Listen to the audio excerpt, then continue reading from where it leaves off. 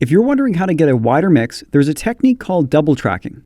This is where you take a sound, duplicate it, and route it to different mixer tracks. Then, you pan one to the far left and the other to the far right. But leaving it like this can lead you to an unwanted side effect. If you want to learn about what this is and a bunch of techniques on how to actually make double tracking work, stick around. This is what it can do to your sound.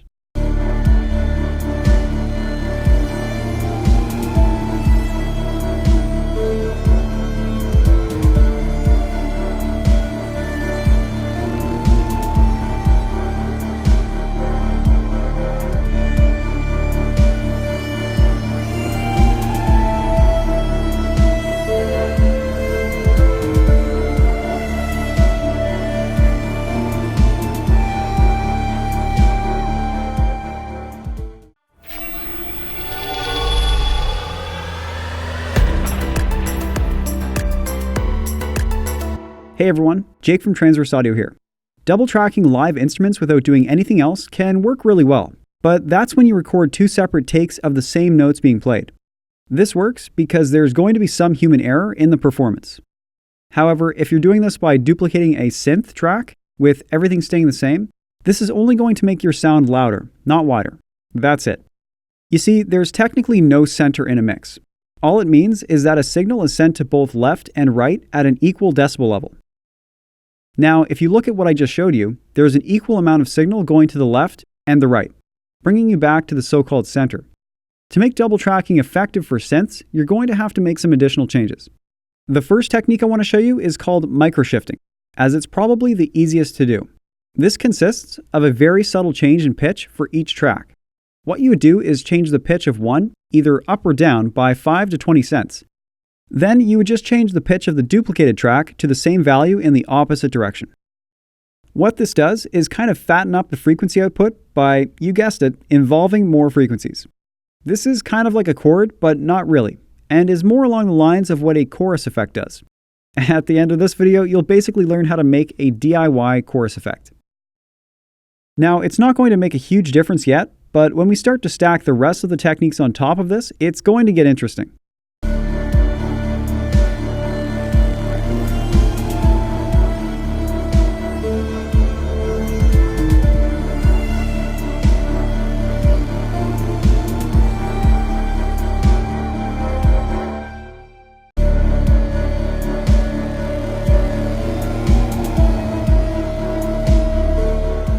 The next technique is the Haas Effect, also known as the precedence effect. This creates a wider stereo image by making two sounds seem like one when the delay time is roughly 40 milliseconds or less. So what you need to do for this to work best with a double track setup is add a delay effect to only one of the mixer tracks. To be on the safe side, you'll want to set the delay time anywhere between 10 and 35 milliseconds. The reason is anything below around 10 milliseconds is going to make it sound out of phase.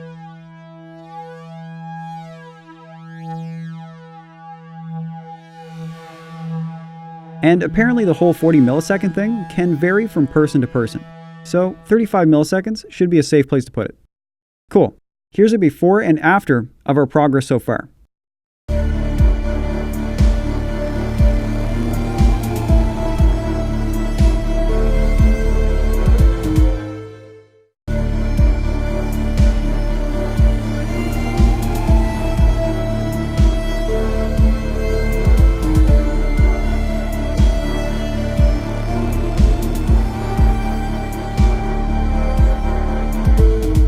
Great, now we're starting to get somewhere.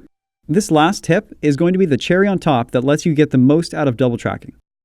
Making separate EQ changes to each of the two tracks is going to give the sound more width and obviously more difference. What this may look like is a boost of something good in one and a cut of something bad in the other. Or you could roll off just a little bit of the high end on one and the same with the low end on the other.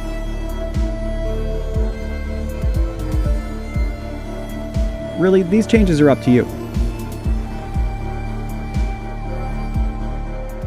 If you want to take it even further, you can affect each track differently with plugins such as reverb, compression, and maybe tremolo or vibrato.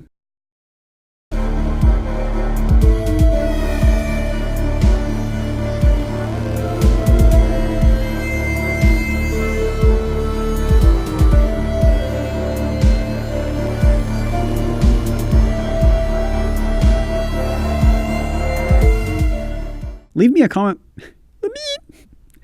Leave me a comment below if you have any questions or would just like to say hi.